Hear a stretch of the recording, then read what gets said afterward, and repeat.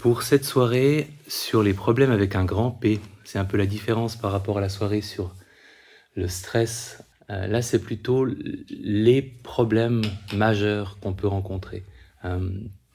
Et je vous laisserai un peu du temps pour réfléchir aux vôtres. On n'aura pas à les partager. Donc vous pouvez vraiment y aller et choisir les problèmes avec un très grand P majuscule ou le problème. On va essayer d'en trouver un. Donc les personnes qui n'auraient aucun problème, je m'excuse d'avance que cette soirée soit peut-être improductive pour vous. Et on va entraîner, parce que je pense qu'on en a beaucoup besoin de cette compétence-là, on va entraîner un peu notre compétence à ce qu'on appelle la désidentification, c'est-à-dire l'observation de notre expérience comme une expérience plutôt que comme qui nous sommes. Une bonne partie du sujet de ce soir tourne autour de comment est-ce qu'on peut observer ce qui nous arrive sans être confondu avec ce qui nous arrive. Et puisqu'on va parler des problèmes avec un P majuscule, j'aimerais vous proposer de fermer les yeux et simplement de vous poser la question. Je reviendrai à l'attention ouverte régulièrement par la suite. Ça aiderait que vous ayez un problème à l'esprit et que vous le gardiez à l'esprit au fil de la soirée. Alors, problème avec un P majuscule, c'est quelque chose comme un nuage noir au-dessus de nos têtes ou de notre vie. On en a souvent un ou deux ou trois ou 10, mais généralement il y en a quand même un qui se détache. C'est plutôt quelque chose qui nous pèse depuis un certain temps et qui risque de continuer à le faire régulièrement pendant un certain temps. Donc on parle plutôt des problèmes de santé physique durables, des problèmes de santé psychologique durables, la santé des autres, la situation des autres autour de nous, si c'est surtout ça qui crée un problème pour nous. Parfois les situations économiques ou professionnelles, si c'est quelque chose qui prend énormément de place. Tous les processus de deuil au sens le plus large du mot deuil, tout ce qui est lié à un changement indésirable dans notre vie qu'il nous faut du temps pour accepter. Ou une autre façon de vous poser la question, ce serait si vous aviez une baguette magique et que vous pouviez supprimer un problème, ce serait lequel? Et je vous laisse réfléchir à ça.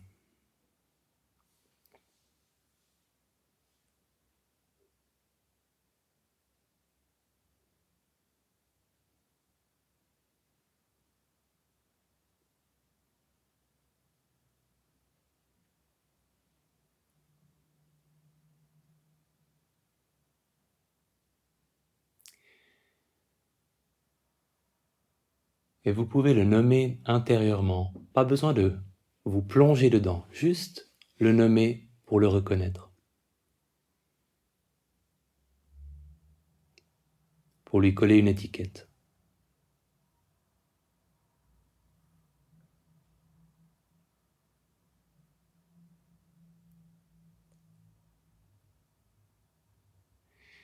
Et vous pouvez prendre une position un peu plus méditative, ce sera très court.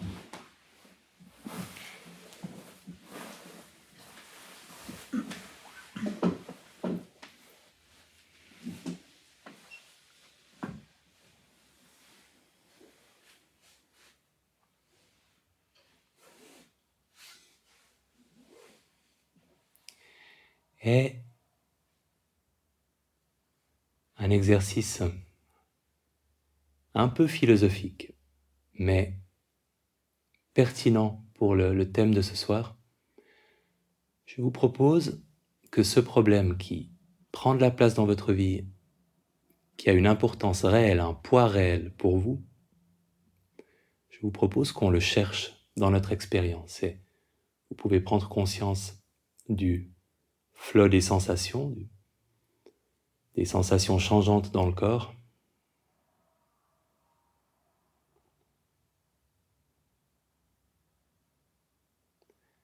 avec cette curiosité pour comment les sensations corporelles évoluent, se transforment au rythme de la respiration, au rythme du temps qui passe.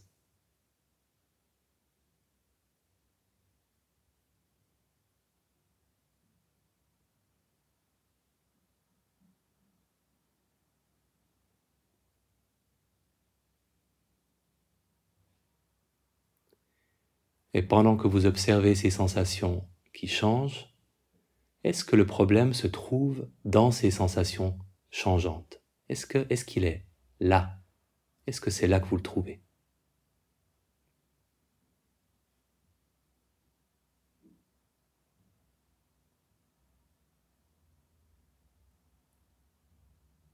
Puisque c'est quelque chose de solide qui existe, est-ce qu'il est dans les sensations changeantes? Que ce soit un problème physique ou psychologique.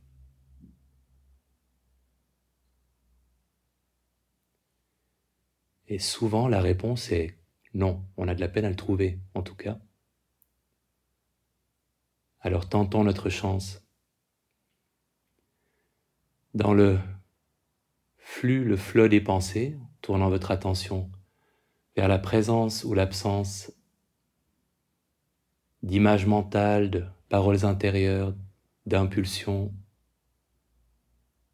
observant la présence ou l'absence de pensée, et là aussi l'évolution dans le temps, instant après instant, de ce paysage des pensées.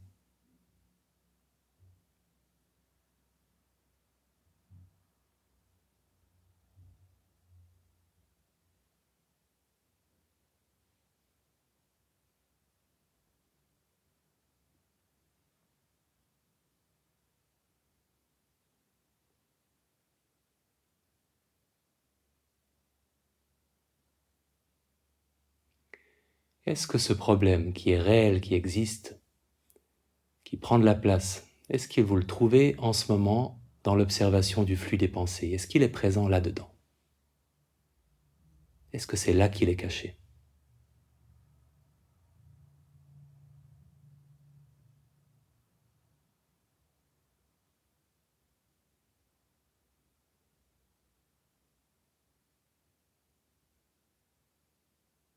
Ah, alors cherchons-le dans la tonalité émotionnelle. Vous pouvez prendre contact, prendre conscience de la tonalité émotionnelle. Est-ce qu'il y a une nuance émotionnelle, quelque chose de plutôt agréable, plutôt désagréable ou de neutre?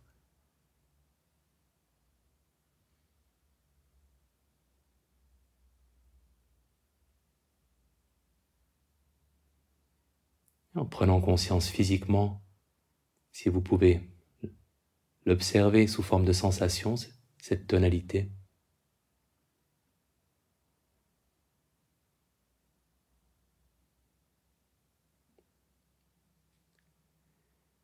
Et dans cette tonalité émotionnelle changeante, est-ce que c'est là que se cache le problème? Est-ce que c'est là qu'il est présent? Est-ce que c'est là que vous pouvez le trouver en ce moment?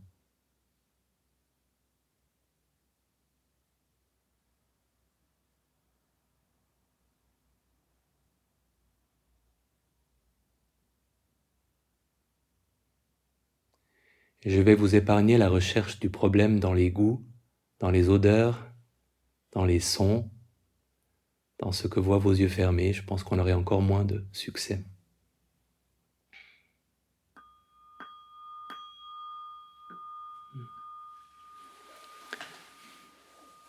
Alors, mes excuses si c'était trop philosophique pour vous. Qui s'est un peu perdu dans cet exercice, que j'ai une idée? Ok. C'est plutôt rassurant. Pour moi. J'allais le dire aussi.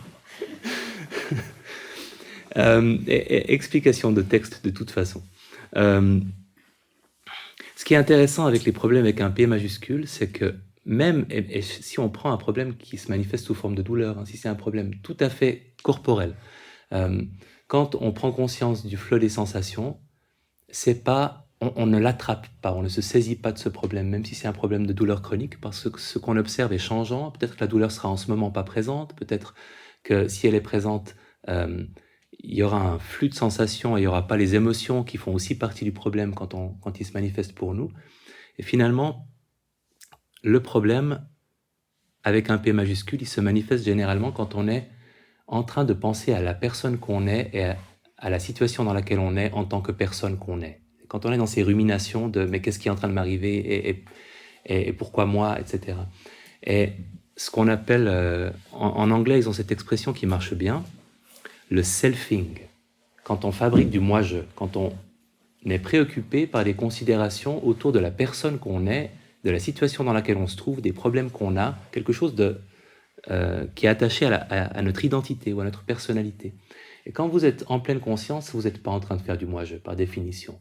Et même si vous avez un problème auquel vous pensez presque tout le temps, il y a ce moment où vous êtes en train de cuisiner, ou de promener votre chien, ou de faire de la méditation, et où tout à coup, pendant ce moment-là, le problème n'est plus présent dans votre expérience, parce que vous n'êtes plus en train de penser à la personne que vous êtes, dans la situation dans laquelle vous êtes, ce qu'on fait beaucoup durant la journée, mais pas quand on est absorbé par une activité de façon méditative. Alors, on va essayer de comprendre comment cette chose insaisissable, même si elle a une existence très concrète, mais insaisissable quand on veut s'en saisir avec nos outils méditatifs, comment est-ce qu'elle a cet impact sur nous, et comment est-ce qu'on peut moduler, limiter cet impact. J'aimerais d'abord parler de la situation défavorable. Quand on a un problème et qu'on en souffre, on en souffre plus quand ce problème devient justement une partie de qui nous sommes, hein, ou pire, qu'on s'identifie complètement au problème. Je sais qu'un exemple que je donne souvent pour un des premiers problèmes chroniques que j'ai rencontrés, qui étaient les insomnies, que j'ai aussi loin que je m'en rappelle, que j'ai toujours eu en fait, jusqu'à ce que je découvre la méditation, donc de 5 à 24 ans.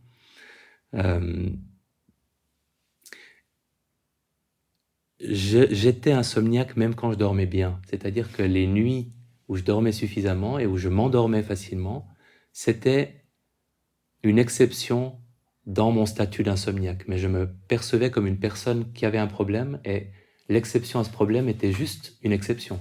Mais moi, je restais insomniaque et sujet à ça. Donc quand un problème, on a le sentiment qu'il est toujours présent et qui s'attache à notre personnalité, à notre identité. Quand on a justement l'impression qu'il est toujours là, et toujours pesant, qu'on n'a pas le sentiment qu'il y a quelque chose de changeant, de fluctuant, qu'il est en permanence accroché à notre dos comme un petit singe, hein, qui s'accroche dans notre dos et qui ne nous quitte jamais. Quand on a le sentiment qu'on est séparé, aliéné des autres humains, que nous, d'avoir le problème qu'on a, ça fait de nous une personne différente, une personne à part, exclue, isolée, séparée. Et ça va généralement avec un sentiment de révolte, un sentiment d'injustice, de rejet. Il y a tous ces gens qui n'ont pas le même problème que nous et on se sent profondément différent d'eux. Et évidemment, notre état émotionnel devient attaché à la sévérité du problème. Ça devient le levier qui va nous rendre heureux ou malheureux d'un jour à l'autre. S'il est plus fort, on se sent moins bien. S'il est moins présent, on se sent mieux. On devient une espèce de punching ball et notre bien-être est défini par quelque chose d'extérieur à nous, par ce problème. Ça, c'est le constat démoralisant. Et par moments, on a vraiment un peu tout ça. On a l'impression que ce problème nous définit en tant que personne, qu'il est toujours là. On se sent isolé, et notre bien-être ou mal-être émotionnel dépend complètement de ce problème qu'on ne contrôle pas. Maintenant, les enfants du documentaire que j'ai tellement aimé et qui m'a beaucoup marqué, Elle est Mistral gagnant.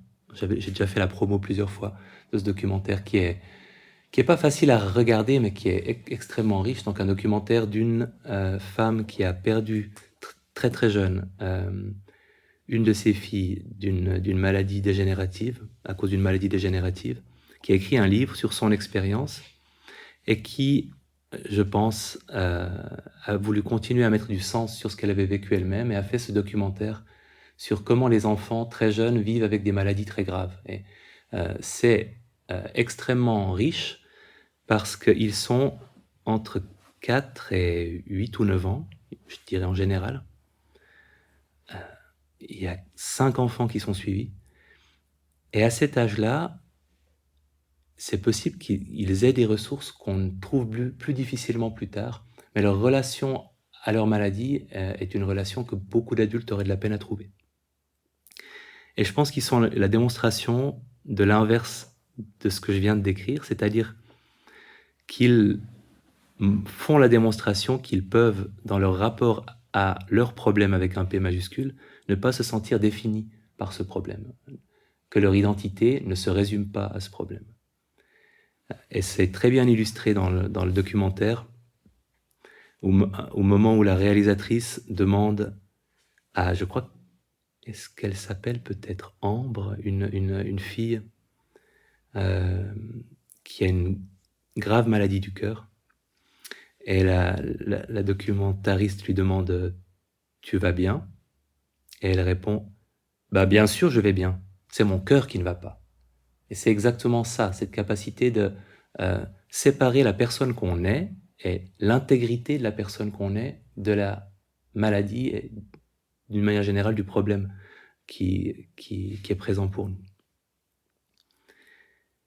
Ça implique de prendre conscience de l'impermanence, des changements dans l'intensité, de la fluidité de ce problème qu'on rencontre, du fait qu'il n'est pas toujours exactement le même, qu'il change ou que notre relation à ce problème change. Un autre enfant qui s'appelle Tugdual, dans le documentaire, et qui passe une bonne partie de sa vie dans les hôpitaux, dit par exemple du processus de deuil, il a je pense 7 ans. Quand un ami meurt, on est triste pendant longtemps, mais après, ça n'empêche pas d'être de nouveau heureux. Cette notion de l'impermanence, du fait que quoi qu'il nous arrive, les choses vont changer, leur intensité va changer, ce qu'on a l'impression aujourd'hui de ne jamais pouvoir surmonter, on pourra le surmonter plus tard, ou en tout cas, notre relation à ce qu'on est en train de vivre peut changer. Cette conscience-là, de l'impermanence. On prend conscience que le problème n'est pas une punition, une injustice qui nous concerne, mais le reflet de notre humanité, que tous les humains sont susceptibles de souffrir d'une manière ou d'une autre et que ce qu'on vit ne nous met pas à l'écart des autres humains capables de souffrance. Un degré d'acceptation. Comme le disait Michael J. Fox en relation avec sa maladie de Parkinson, si je peux accepter la vérité de « voilà ce que j'ai à vivre », ce n'est pas ce que j'attendais, mais c'est la réalité de mon expérience, alors il me vient toute cette liberté de vivre d'autres choses, cette capacité à cultiver une forme d'acceptation. Et le bonheur n'est pas dépendant du problème. Le bonheur est indépendant du problème. C'est toujours Tugdual qui dit, un peu plus loin dans le documentaire, « Être malade, ça n'empêche pas d'être heureux.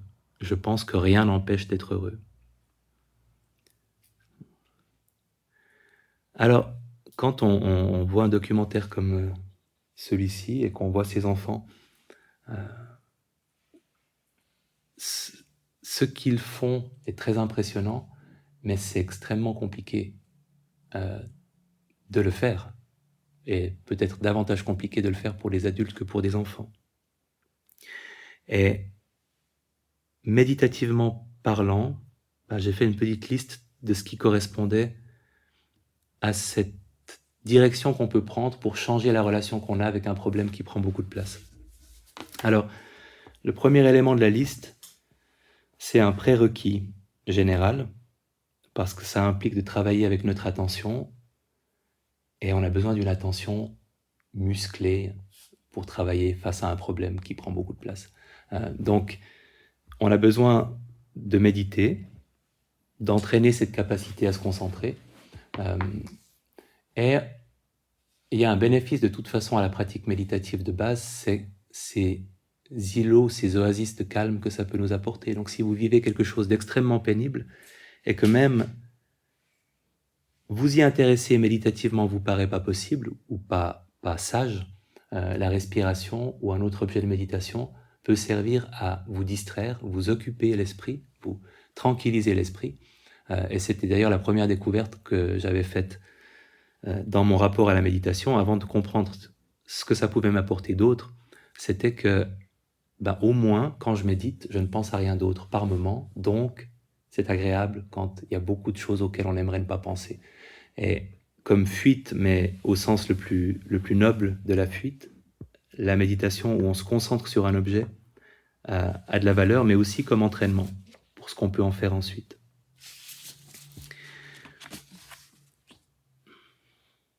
Ensuite, il y a le travail de désidentification.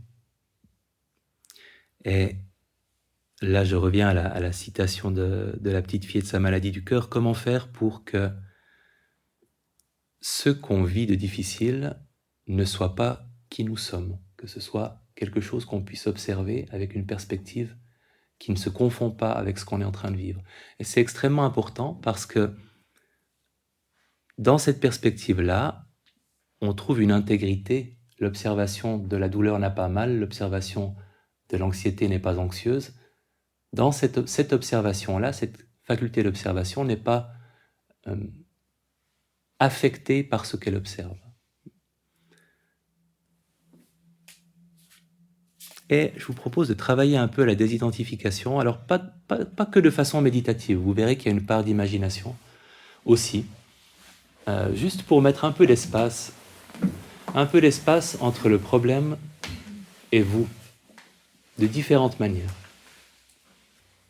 Parce que finalement, si on veut éviter d'être défini par un problème, de se confondre avec lui, il faut en faire un objet qu'on peut observer. Et il y a plusieurs façons différentes de le faire. Et il y en a qui passent aussi par de l'imagination. Alors vous avez votre problème à l'esprit. Vous pouvez le renommer un petit coup intérieurement.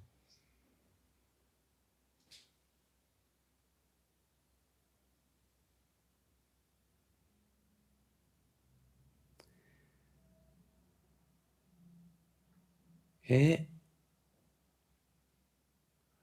en lui donnant un nom un peu irrévérencieux, un peu irrespectueux,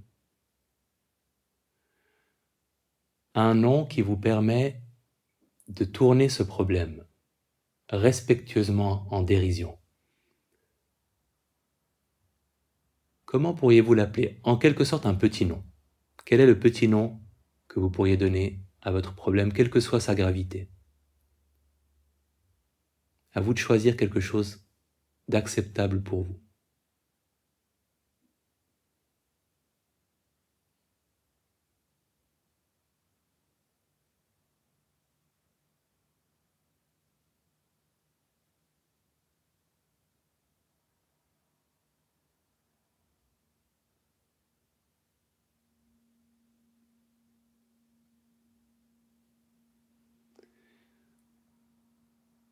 Bon, quand vous avez un nom, en lui attribuant un personnage, un animal ou un personnage de fiction. Vous pouvez commencer par un animal si votre problème était un animal. Quel animal serait-il? Ou sinon, quel est le personnage de film, de dessin animé, de série, de roman qui lui correspondrait le mieux?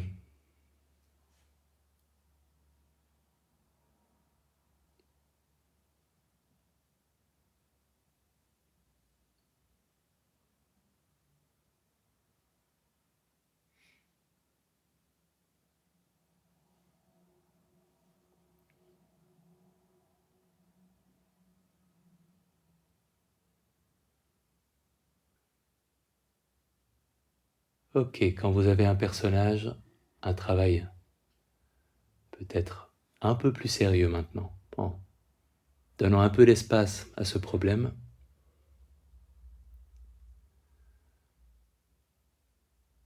en vous laissant y penser,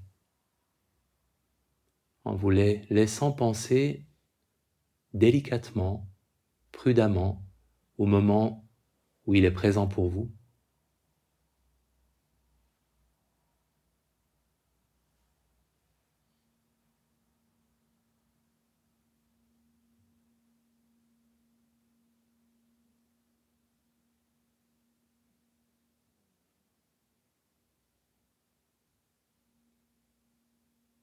Et quand ce problème est présent, quand il occupe votre esprit, quelles sont les émotions qui se manifestent?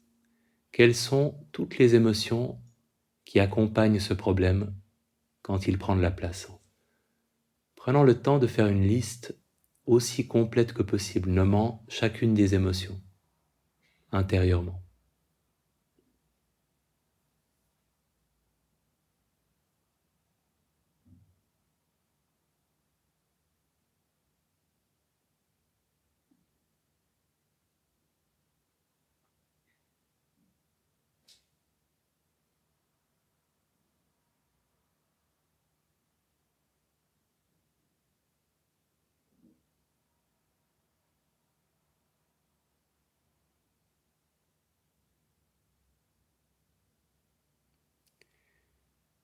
Pour interroger le corps,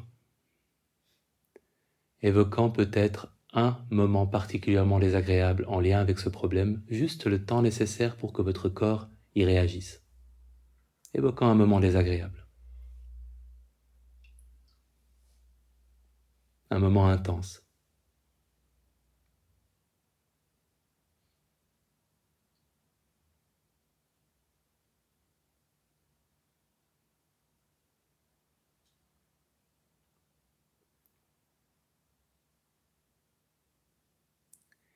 Et en prenant conscience, quand vous évoquez ce moment intense, des sensations qui se manifestent dans le corps. À quel endroit, quelles sensations?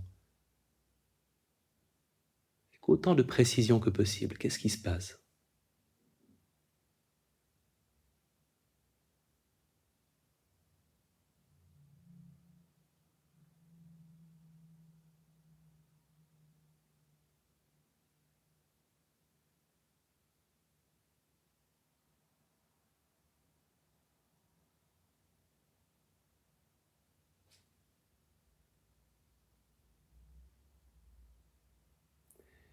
Et peut-être un peu plus difficile, en explorant les pensées.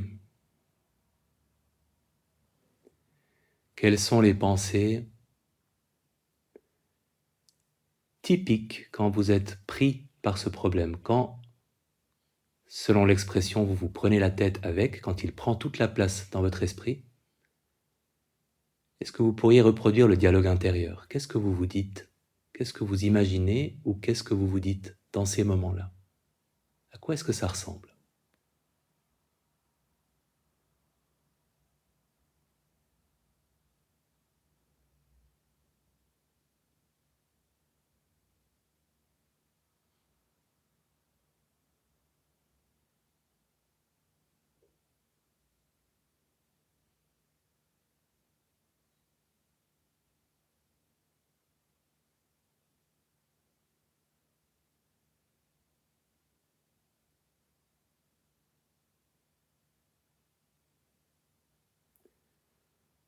Et finalement, on a toujours une préférence, presque toujours une préférence. Il y a deux façons de réagir à la présence d'un problème, deux façons qui ne vont pas contribuer généralement à ce qu'on le vive mieux. Une, c'est de le fuir en imaginant à quel point ce serait bien s'il n'était pas là, à quel point ce serait bien, à quel point c'était bien quand il n'était pas là. Des pensées qui nous emmènent vers une situation idéale, agréable. On On peut parler d'une forme d'envie, de désir d'autre chose, désir d'un passé meilleur, d'un futur meilleur. Ou on peut avoir le rejet de ce qui est là, le rejet du problème tel qu'il pèse maintenant, avec des émotions évidemment différentes, une fuite dans un scénario d'un côté, ou plutôt de la colère ou de l'anxiété de l'autre. Est-ce qu'une de ces deux façons de réagir à un problème prend plus de place pour vous, à votre avis? Et laquelle?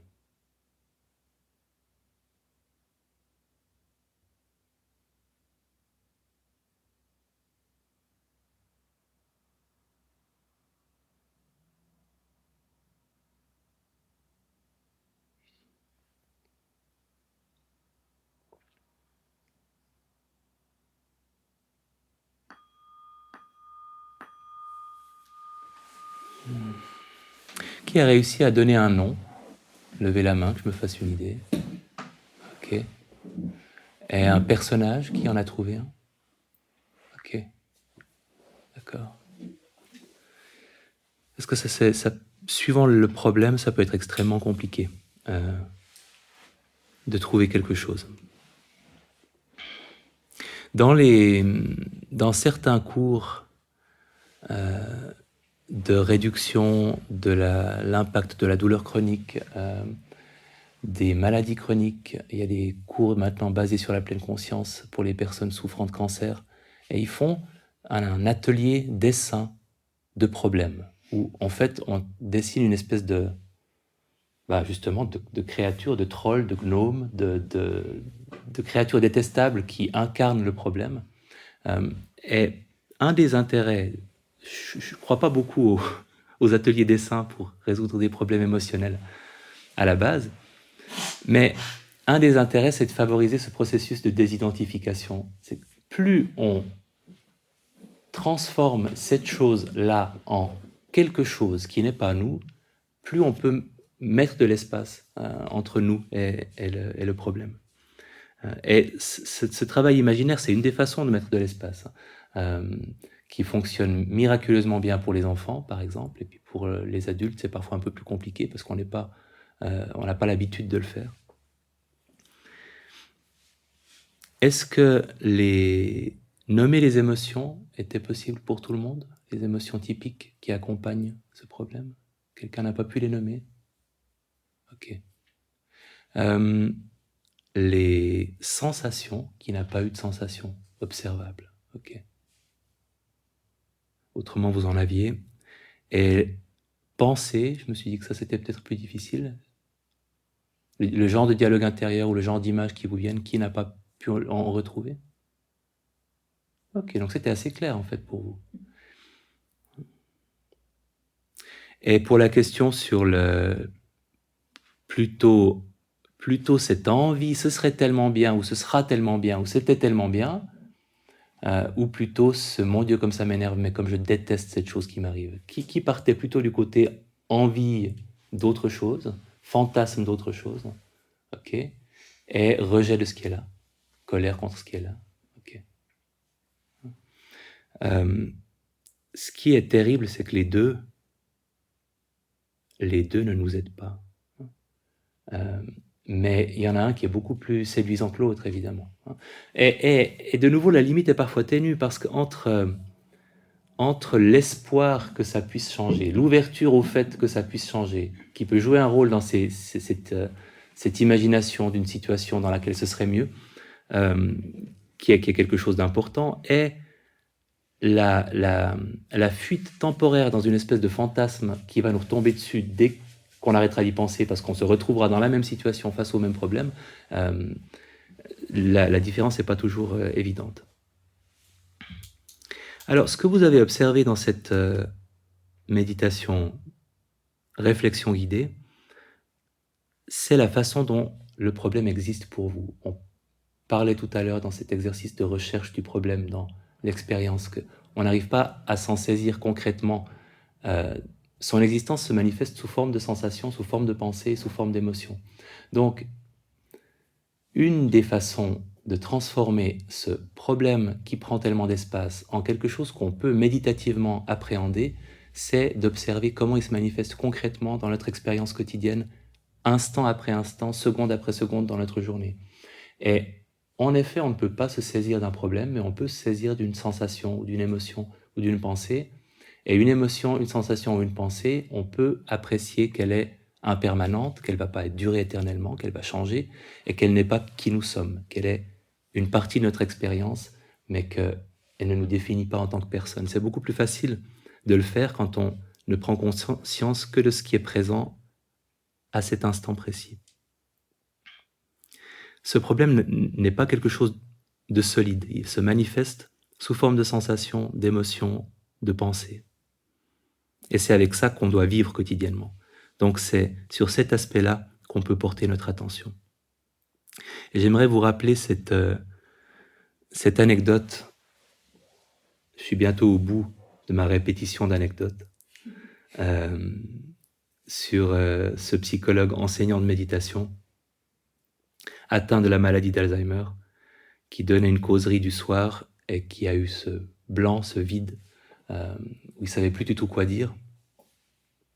Et quand il en a émergé, il s'est contenté de nommer confusion, peur, sensation, bruit des gens qui parlent, confusion, de nommer le contenu de son expérience au fur et à mesure. Et je trouvais ça, et je trouve toujours ça, extrêmement touchant et paradoxalement rassurant, parce que ça signifie que cette compétence-là, cette présence d'un observateur intérieur est intègre, même quand on est menacé dans son intégrité psychologique ou physique. Au plus haut point, je pense qu'il n'y a pas une menace peut-être plus directe que cette maladie-là, ou les maladies dégénératives sur l'intégrité d'une personne. Et ce qu'il manifestait, c'était que la présence méditative et cette capacité à ne pas être son problème continuait d'être présente dans cette situation-là. Donc, en fait, quand on est dans l'observation, on a la possibilité de vivre cette impermanence, de vivre cette désidentification. On a une certaine sécurité, une certaine aisance par rapport à ce qu'on est en train de vivre. Les pires moments sont toujours ceux où on est dans le moi-je, c'est-à-dire où ce problème nous occupe complètement, nous définit en tant que personne, et où on est complètement saisi par ce statut de personne qui a un problème. Je suis une personne qui a un problème. Et c'est la souffrance est la plus intense à ce moment-là, parce qu'on a l'impression qu'en tant que personne, on a perdu notre intégrité. Alors que si on observe une sensation désagréable, une émotion désagréable, une pensée désagréable, oui, c'est désagréable, mais ça reste quelque chose qu'on peut observer, qui n'est pas nous et qui va passer. Et encore une fois, et c'est quelque chose qui est au cœur de la démarche méditative aussi dans ses aspects spirituels, quand on prend conscience que tout ce qu'on vit change et n'est pas qui nous sommes, alors se pose la question, qu'est-ce qui existe en nous qui peut observer toutes ces choses qui changent et qui ne sont pas qui nous sommes? Qu'est-ce qui existe en nous de particulier qui ne soit pas concerné par ce qu'on est en train de vivre et qui peut l'observer de cette manière-là? Cette notion d'une présence intérieure observatrice qui est intègre et à l'abri de tout ce qui nous arrive. Plus on en prend conscience, plus on gagne en confort au milieu d'une tempête. Et la désidentification est le point clé. Et l'impermanence et la désidentification, je vais parler de l'impermanence après, vont un peu ensemble. Quand on observe que ça change, on prend aussi plus facilement conscience que c'est pas nous. Et quand on prend conscience que c'est pas nous, c'est plus facile d'observer que ça change aussi.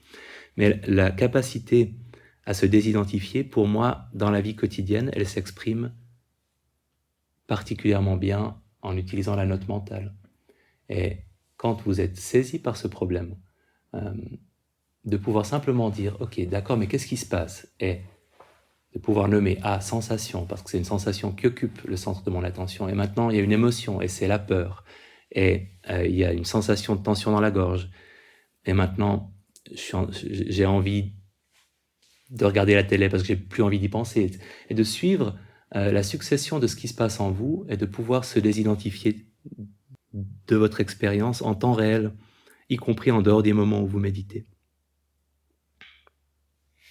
L'impermanence qui répond à cette impression qu'on peut avoir que ça ne change pas et que c'est solide. Et ça change et ce n'est pas solide. Et quand ça ne change pas, c'est notre relation à ce qu'on vit qui va changer. Et c'est ce que décrit aussi Michael J. Fox. Il parle pas d'une évolution favorable de sa maladie, il parle d'une évolution favorable de son rapport à la maladie. Donc quelque chose change, que ce soit ce qui nous arrive ou la relation qu'on entretient avec. Les sensations changent, les émotions changent, les pensées changent.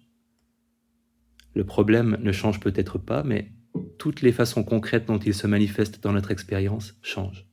Et je vous propose, plus concrètement par rapport à l'impermanence, de fermer les yeux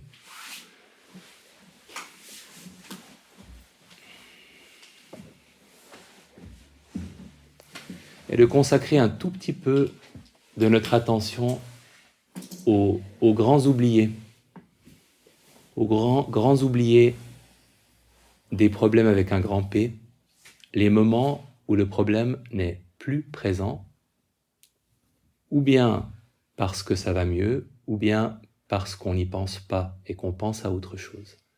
Alors, en relation avec le problème que vous avez évoqué ce soir, quels sont les moments durant lesquels pour vous ce problème n'est plus présent, ou bien parce qu'il n'est plus présent, ou bien parce que vous n'y pensez pas ou presque pas?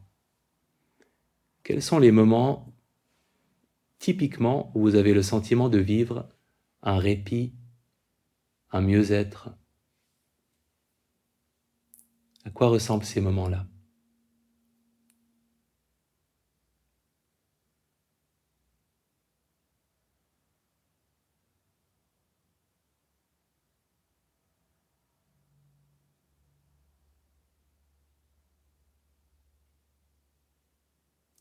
C'est où, c'est quand, dans quelles circonstances?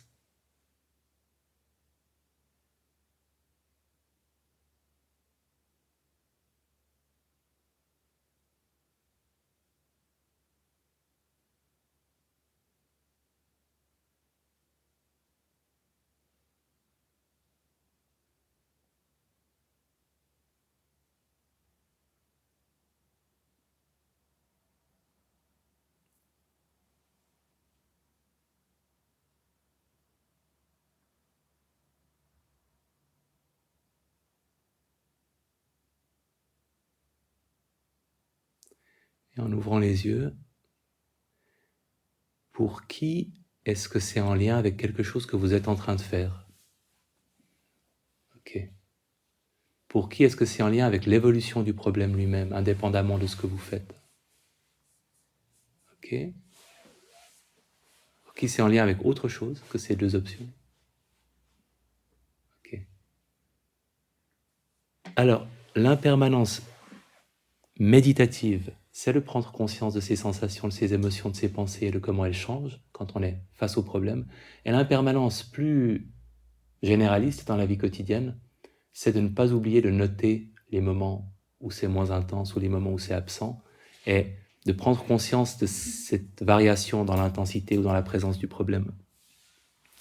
De remarquer les répits et de les apprécier. Alors, j'ai parlé de la désidentification et de l'impermanence. Après, il y avait cette idée d'isolement, de sentiment d'être exclu par ce qu'on est en train de vivre. D'être seul au monde. Et on ne l'est pas, mais on peut oublier qu'on ne l'est pas. Et j'aimerais vous proposer une méditation de compassion qui est pour moi la façon la plus élégante de faire échec à cette impression d'isolement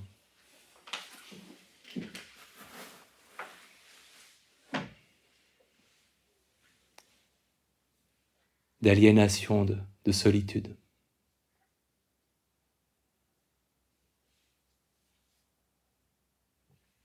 Et tous les prétextes sont bons pour faire de la compassion.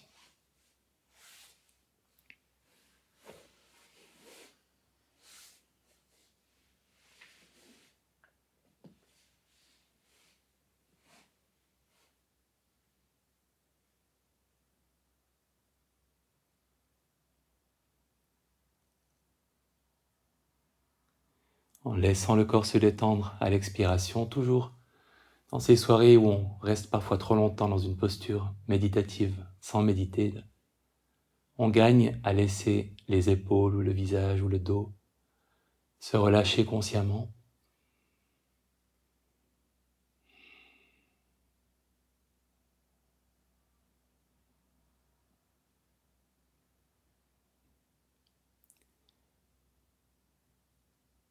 Et en évoquant toutes les personnes qui rencontrent un problème similaire au vôtre. Si vous en connaissez, vous pouvez imaginer ces personnes que vous connaissez, et si vous n'en connaissez pas, et de toute façon, je vous encourage aussi à faire travailler votre imagination pour évoquer toutes les personnes, où qu'elles se trouvent dans le monde, qui sont dans une situation comparable à la vôtre.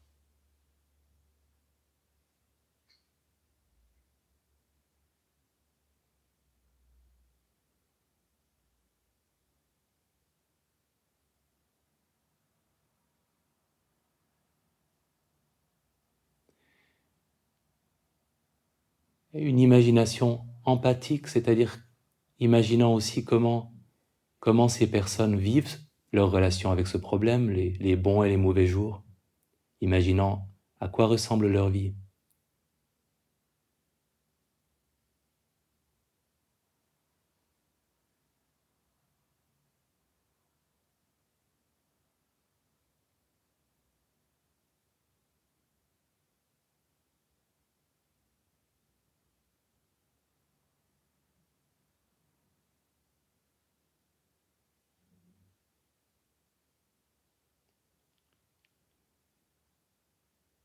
Et quand vous avez ces personnes, leur situation à l'esprit, en formulant une phrase de bienveillance, plus précisément de compassion, que vous pourriez leur adresser. Je vous souhaite à toutes, à tous, qu'est-ce que vous pourriez leur souhaiter de plus gentil, compte tenu de la situation dans laquelle ces personnes se trouvent, de plus compassionnel, pas quelque chose d'irréaliste, quelque chose qui permettrait que leur vie soit plus douce.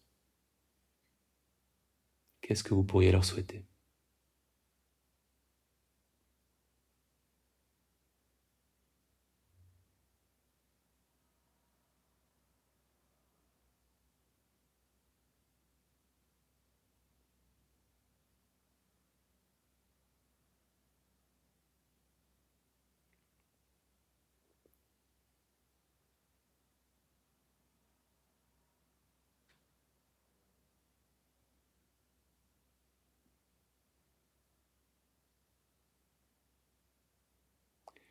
Et en adressant la phrase que vous avez formulée intérieurement à toutes ces personnes, où qu'elles soient dans le monde, en la répétant.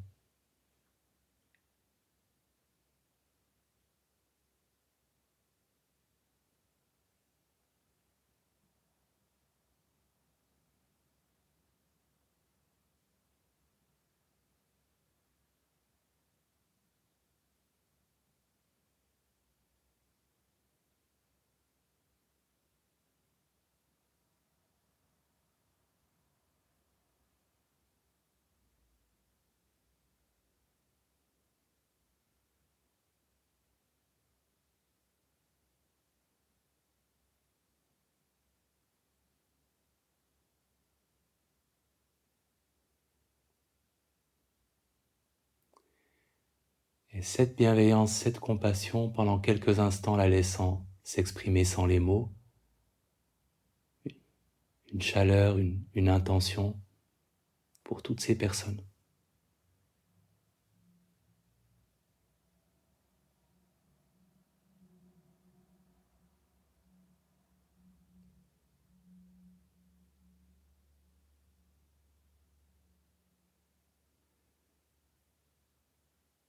Et c'est comme si ces personnes vous renvoyaient cette intention parce que vous pouvez maintenant vous l'adresser à vous-même et en continuant de sentir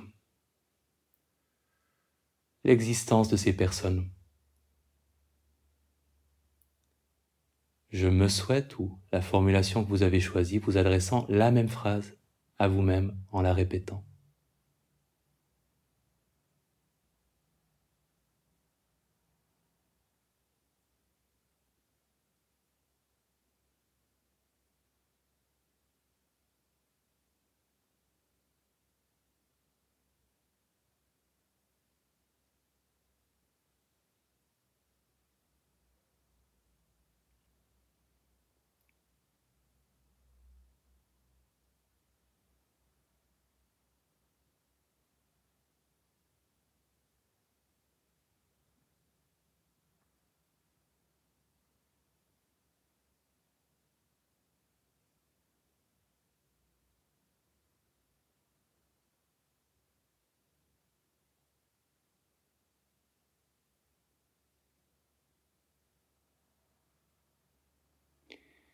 Et ça se transforme peut-être naturellement, simplement, en un je nous souhaite, vous souhaitez ces mots à vous-même et aux autres personnes.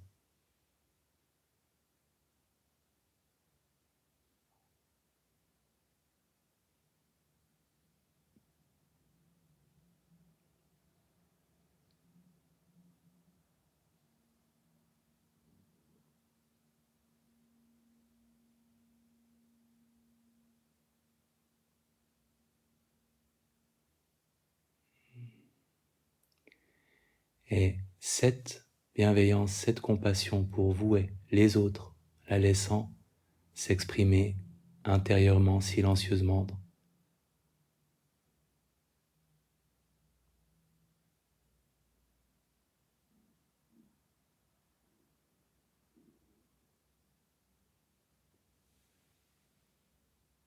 C'est fondamentalement l'expression de cette envie que personne ne souffre qui peut résonner en vous. Cette envie que la souffrance soit soulagée là où elle est.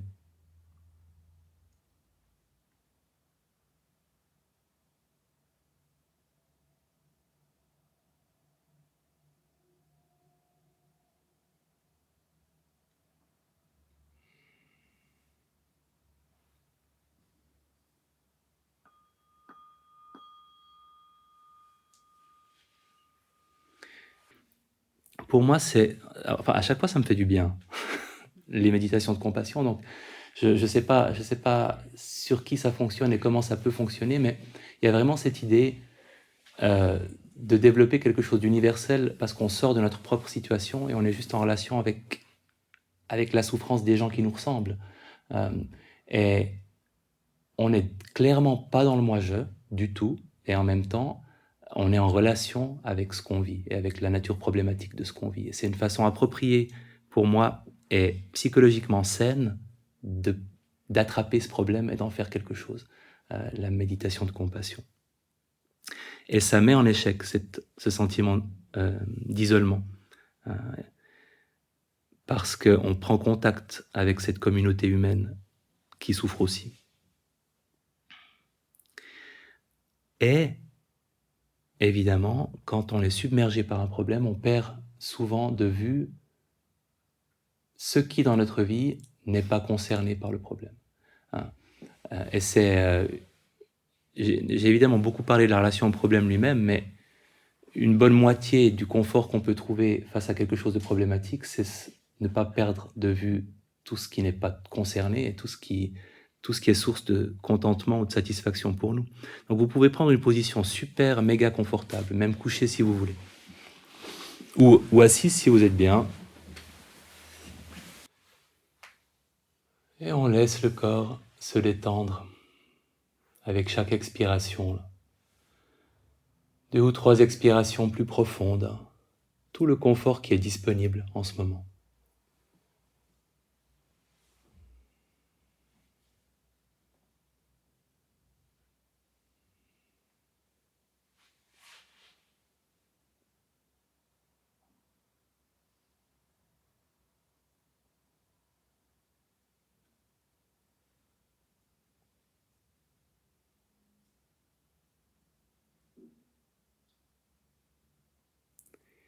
Et en interrogeant d'abord le corps, quel est l'endroit ou la sensation dans laquelle votre attention aurait le plus de satisfaction à se réfugier? Quel est l'endroit du corps où votre attention pourrait habiter avec plaisir? Parfois parce que cette partie du corps est particulièrement confortable, ou parce qu'elle est intéressante, parce que vous vous y sentiriez bien si vous y portiez votre attention, en choisissant.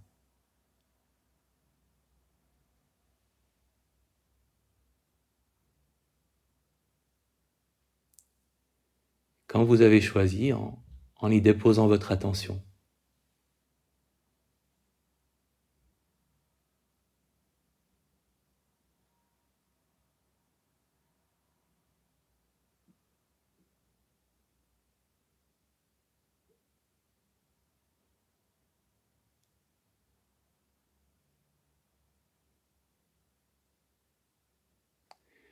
Et pour quelle raison pourriez-vous remercier votre corps? Merci. Merci pourquoi? Toutes les raisons pour lesquelles vous pourriez le remercier ce soir, en les formulant intérieurement.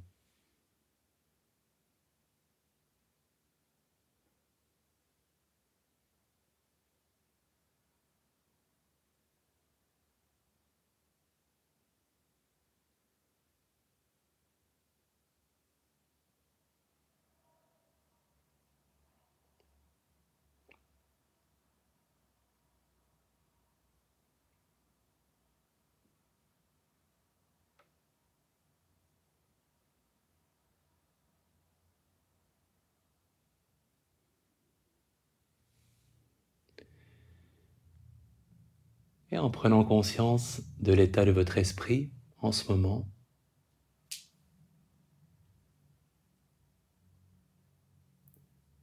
lucide, confus, calme, agité, comment est-il?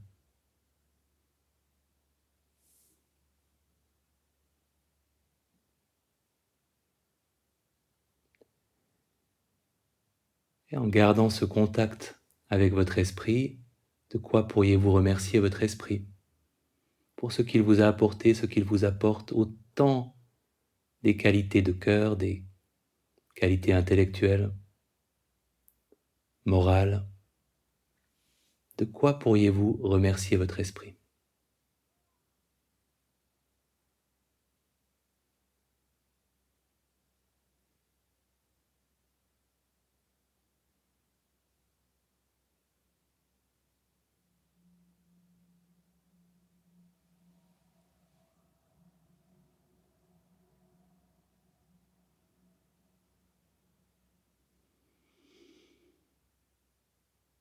Et les relations, les personnes proches ou moins proches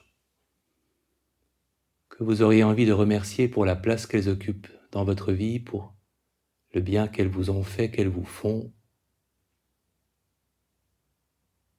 Toutes ces relations qui vous font du bien, qui contribuent à votre bonheur, en prenant les personnes l'une après l'autre, chaque visage, chaque nom, et en adressant un ou deux remerciements. Merci pourquoi?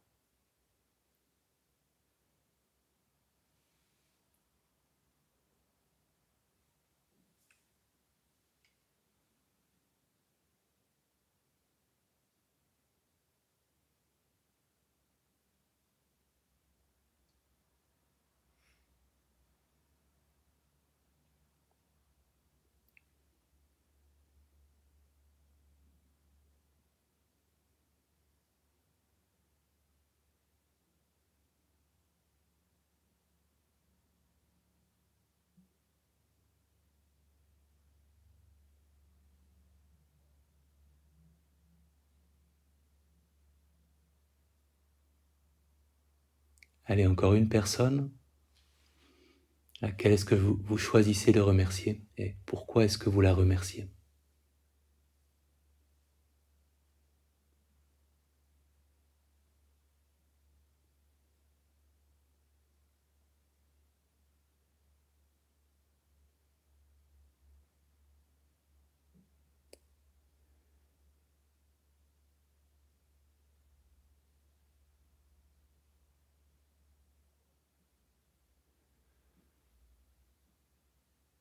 Et les activités ou les moments que vous appréciez le plus, qui vous font profondément du bien, les moments qui vous permettent de vous ressourcer, ou les petits et les grands plaisirs dans vos journées, dans vos semaines, en faisant la liste de tous ces moments ou activités qui contribuent à votre bien-être. Et là aussi, un petit merci intérieur.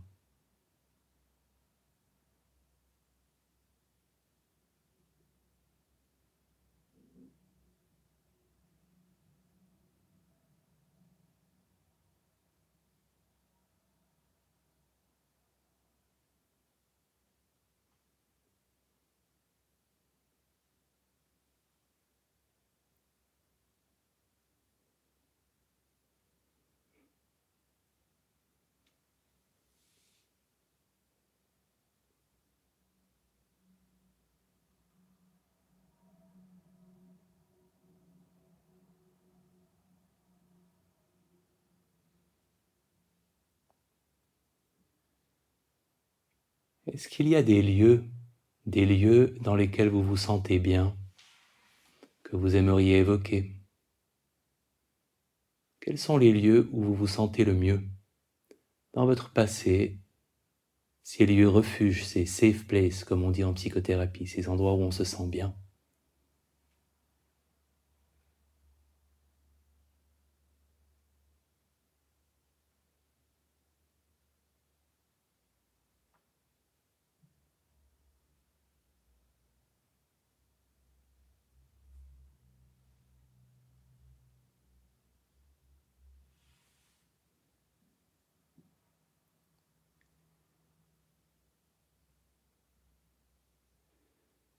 Et les raisons les plus importantes, les plus profondément importantes pour lesquelles vous pourriez dire merci. Appréciez ce que vous vivez au jour le jour. Quelles sont les grandes et les petites choses pour lesquelles vous pourriez dire merci? En faisant une liste de tout ce qui vous vient.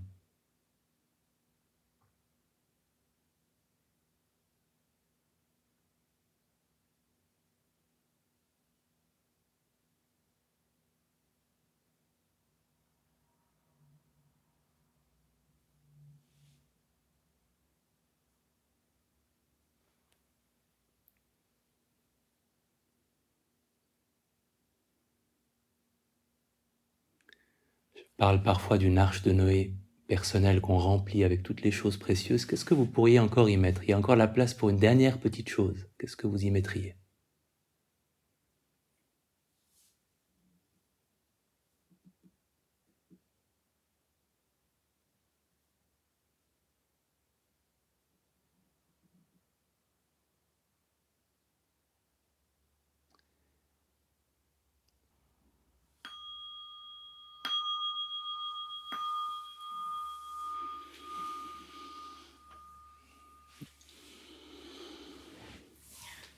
Alors maintenant, théoriquement, je dis bien théoriquement, si on pratique beaucoup de moments de contentement, beaucoup de moments de compassion, et si on essaye de toujours remettre au centre le fait qu'on n'est pas ce qu'on vit, que ce qu'on vit est changeant,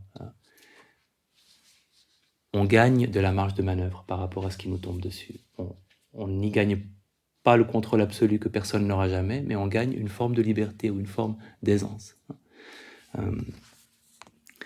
Et peut-être que dans une présentation plus plus complète, j'aurais consacré plus de temps à l'appréciation de ce qu'on a et moins de temps à la déconstruction de ce qui nous pose problème. Mais en même temps, c'est le plus embêtant. Donc je voulais y consacrer plus de temps. Mais dans ma perspective, en tout cas, le contentement, la gratitude, la bienveillance et tout ce qui en découle, c'est bien le 50% de la façon dont on peut mieux vivre en présence d'un problème qui prend beaucoup de place. L'autre 50, c'est le rapport qu'on cultive à ce problème et à sa manifestation au jour le jour. Je vous ai volé un peu de temps parce que je voulais pas ne pas faire le contentement. Je m'excuse. J'espère que vous ne m'en voudrez pas trop. Et la semaine prochaine sera la dernière séance pour les personnes qui seront présentes. Donc peut-être à la semaine prochaine. Et bonne soirée. Merci.